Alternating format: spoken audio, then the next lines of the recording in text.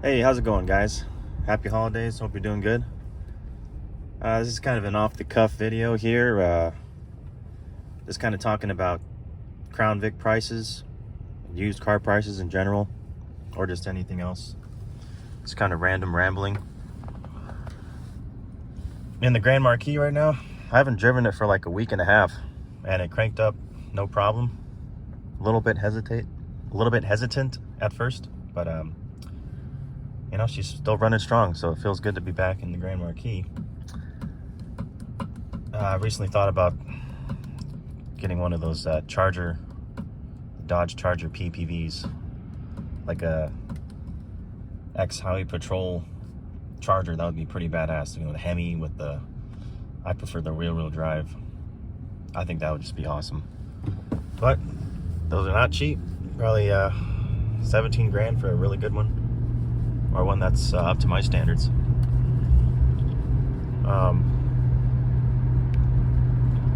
One I saw that I wanted was 17.8, which is, I would have to save up a while to afford a car like that. I'm barely struggling to pay this one, and also the Crown Vic. Together, I'm making payments on both of my Panther cars, basically. And the payment is like $440 a month, which isn't terrible. I mean, considering a lot of people pay in the 400s or even more a month for leasing a new car or a recently used, like a late model used car, like a 2020 or whatever. So for two cars, for two clean Panthers, I'm paying in the 400s per month. It's not bad at all. And I've got the auto loan on the Crown Vic. Well, not an auto loan, it's a personal loan. Not to get too personal here with my situation, but I've almost paid off the personal loan. I couldn't get an auto loan because the Crown Vic, was an ex-government vehicle. So for some reason, it couldn't qualify for a regular auto loan, so I had to get a personal loan. And then open up a credit card on top of that to cover the cost of the car. And that personal loan's almost paid off. I got the car about 3 years ago, almost, pretty much. This car I've had for about 2.5 years. Or let me get you a better view here. I haven't been looking at the camera. Get a nice POV video. So, I've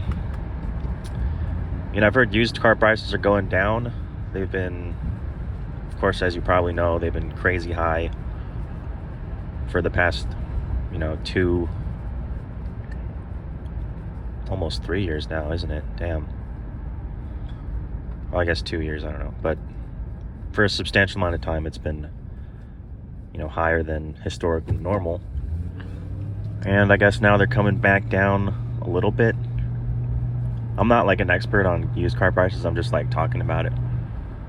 But, they're down, I guess, according to the news. So, I mean, if you have a good trade-in right now, like right now is the time to trade it in, so you can get as much money as you can, because the value of your vehicle is not going to be this high, possibly ever again. I mean, it's as high as it's ever been for used car trade-in values.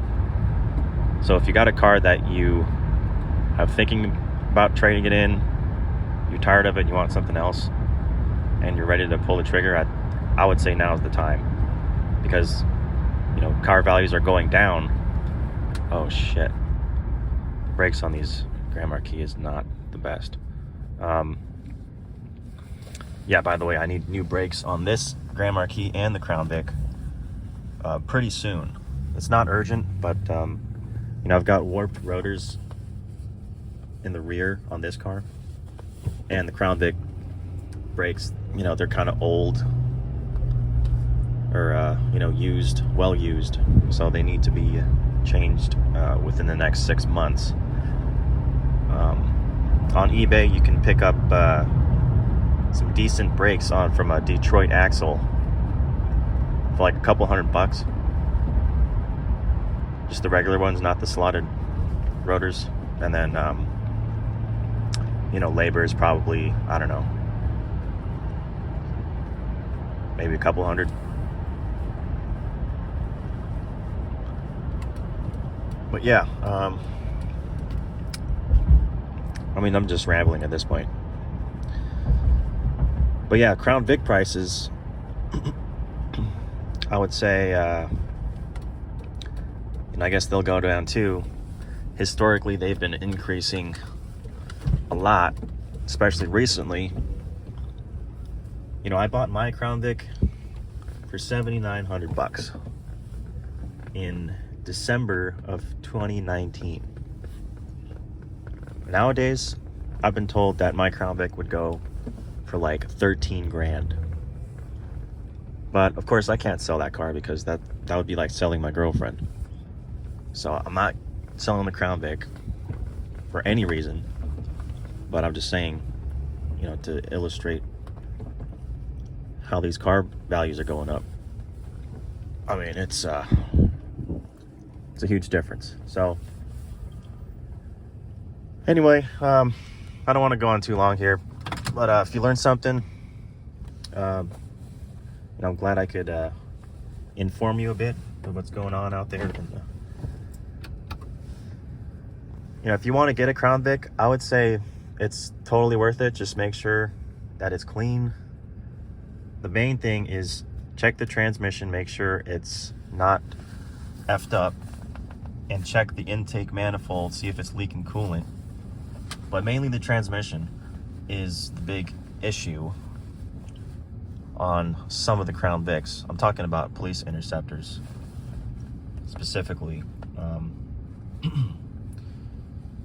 So that's like the main thing. You know, the engines, the 4.6, basically it's bulletproof, so you're not really going to have to worry about the engine going bad or, you know, whatever, a rod knock or whatever. It's not going to give you trouble.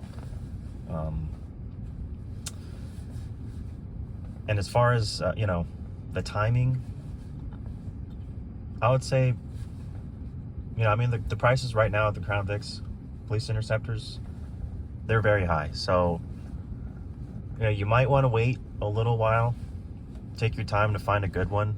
Don't rush it. And then by that time, you know, that you find a good one, I'm assuming that the car prices and the Crown Vic prices will have gone down.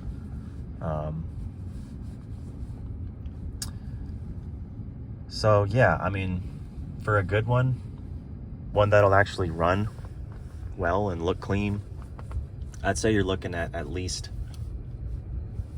5 to 6 grand in that range.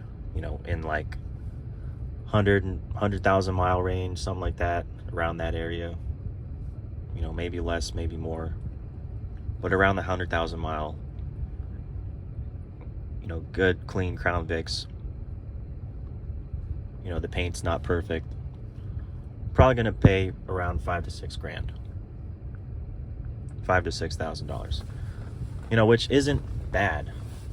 I mean, in my opinion, I think people kind of overstate how expensive the Crown Vics are nowadays. You know, it's outrageously expensive. I mean, you're looking at new cars nowadays, they're like $100,000 normally. So, you know, paying 8-9 grand for a Crown Vic, to me, that's not the end of the world. You know, you could do a lot worse, getting ripped off or whatever, buying a different kind of car or whatever, you know. So I still think the Crown Vics are worth it. The P71s, even in today's market, I say they're worth it for a good one. Make sure it's a good one, not a messed up transmission, like I said a million times. You know, make sure it's not the end of the world if you get a black and white Crown Vic that's been resprayed to black. You know, you can see in the door jambs it's white, and then the door exterior is black. Those can be good if they were a highway patrol. If there was a city car, I would stay away from that. black and white city car, do not get one unless you know for sure that the guy who had it really took a look at the transmission and all the other stuff. Like I said, the intake manifold, you know, which ideally you want to get a Crown Vic that was originally one color from the factory. You know, like black is the most common, like that, or a white. But the white paint job is bad, it peels. You know, ideally a color that's like blue, you know, like North Sea blue like I have, or light ice blue, or, you know, silver birch metallic, Arizona beige, dark Toreador red. Those are like the, you know, the good colors that will, you know, that'll tell you that the car was not a patrol car. Not at least in the traditional sense of a black and white. If you're still watching this video, thank you very much. I know I've been rambling here. I don't want to take up too much of your time. I just wanted to have a little discussion with myself and the camera, and maybe some of you folks out there watching, about you know, some current events, or some, you know, the Crown Vic prices and how to buy a Crown Vic. Just random stuff, you know. Panther Talk. I guess I'll call this Panther Talk, right? Is that copyrighted? Can I take that? If anyone else wants to use that, go ahead. But I'm calling this segment Panther Talk. So, man, this lighting is bad in here. I'm sorry. I need to do another walk around of my Panther cars, because it's been a couple years. I mean, time just flies by. It's insane. But giving you a little look of the interior here. You can click off the video. I won't be, you know, offended that you got bored of me. You know, it's okay. I respect your time. But if you choose to continue watching, I highly appreciate it. Helps my small channel grow a little bit. There's the back seat.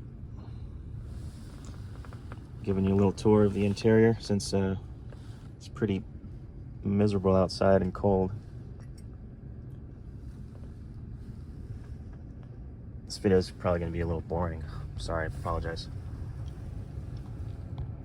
But I don't mean to be too apologetic. I'm just being silly. Man, the inside of the window is very dirty. You can see that? That's not dirt, actually. That's just fog, but it still needs to be cleaned. Okay, now I'm going. It's like the kind of guy who says goodbye like 10 times. So I'll see you in the next one. I'll call this one Panther Talk. Well, not number 1, because I've done a Panther Talk before, I guess. But the first official Panther Talk segment is brought to you by Minuteman Productions. Thank you for watching, and we'll see you in the next one. Peace out.